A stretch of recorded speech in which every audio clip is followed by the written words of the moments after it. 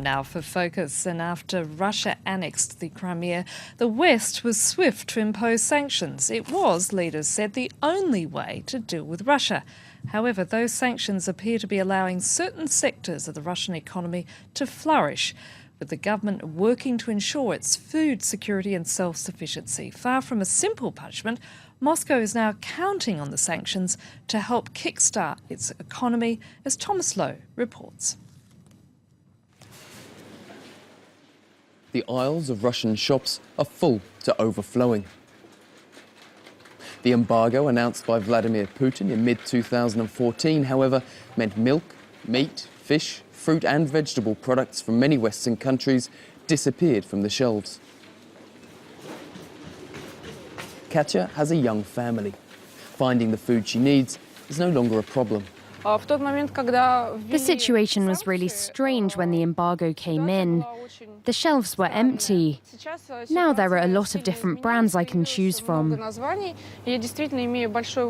embargo means Russian producers can invest in a market that's been cleared of competition from large Western companies. The government here is pumping money into import substitution, a key new strategy. Between 2015 and 2016, it plans to release the equivalent of some $5 billion to support local production. Southwest of Moscow, in the Kaluga region, proof money is hitting its mark. A year ago, this land was empty. Now, 20 hectares of greenhouses grow tomatoes, cucumbers and lettuce. Another 80 hectares is slated to be built soon. The project has benefited from financial breaks, government subsidies and help with utilities. The surprise here is that the head of production is Dutch. And that's because these greenhouses have incorporated cutting-edge technology from the Netherlands. This greenhouse is 6 meters high and have automatical fence and energy curtain to protect us from the cold. We symbol the sun in the winter, so we can have production in the cold winter months. The company AgroInvest uses technology from Europe because it isn't yet available on the Russian market. Russia ready also for producing their own greenhouse is now another step in the future. First, food, so you are not dependent from the import. But Russia's less protectionist than it seems when it comes to technology and other key inputs that boost its productivity. The tech used to monitor the pools at this fish farm is from Israel, while the fish spawn comes from the US.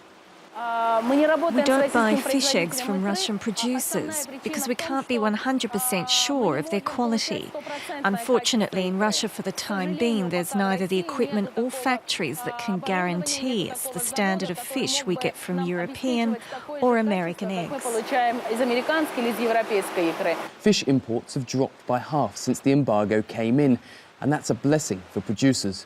The company already raises 510 tonnes of trout a year, and right next door, foundations are being laid for a new factory where 4,000 tonnes of Atlantic salmon will be produced from next year. It goes without saying the embargo has boosted our development. Before we had to find and convince our clients, but now they're the ones queuing up. Like most of the agricultural producers in our country, I really hope the embargo will stay in place, at least for the next 2 or 3 years, because we have to consolidate our place on the market. The factory receives subsidies on loans provided by the state and given out by the region. But the funds don't always make it to where they're intended. The governor of the Volgorod region brought up the problem at a recent meeting with the Prime Minister. In the first quarter, we only received 1.2 billion rubles out of the 2.8 billion we were promised. The agriculture minister got involved. All of March, we kept asking for that money, but we were repeatedly fobbed off. They told us there's no cash, that there's no liquidity. The finance ministry defended itself. We give out all the necessary money to the Ministry of Agriculture. We haven't held back a single penny. We asked the agriculture ministry if the import substitution program is lacking the finances it requires. It's a problem of coordination between institutions and nothing more. It was brought up at the Cabinet of Ministers. Decisions were made, and I'm sure everything will be sorted out in the next few days. But that can happen anywhere. As for the economic crisis, it presents a lot of advantages. So there's no problem with financing? No. One sphere where money is clearly lacking, however, is scientific research. This public institute, founded in 1944, has seen its funding slowly decrease year by year. Yet it's developing techniques to make products which can no longer enter the Russian market, namely blue cheese and parmesan. Specialists at our institute have knowledge about how to control the chemical and microbiological processes that take place as cheese matures. What gives these scientists hope is that companies and farmers from across Russia are now coming to them to take part in their paid training courses. Is the mold already in there? Yes, it's in there. Do I have to put it in the ferment? Yes, I put the ferment and the mold in together at the same time. Russians love cheese, and there's not enough on the market, so people have big expectations of local producers. A niche has opened up. We want to produce, and the government's supporting it. That's why everyone's rushing to be trained. All those working in the agricultural sector have benefited from the embargo.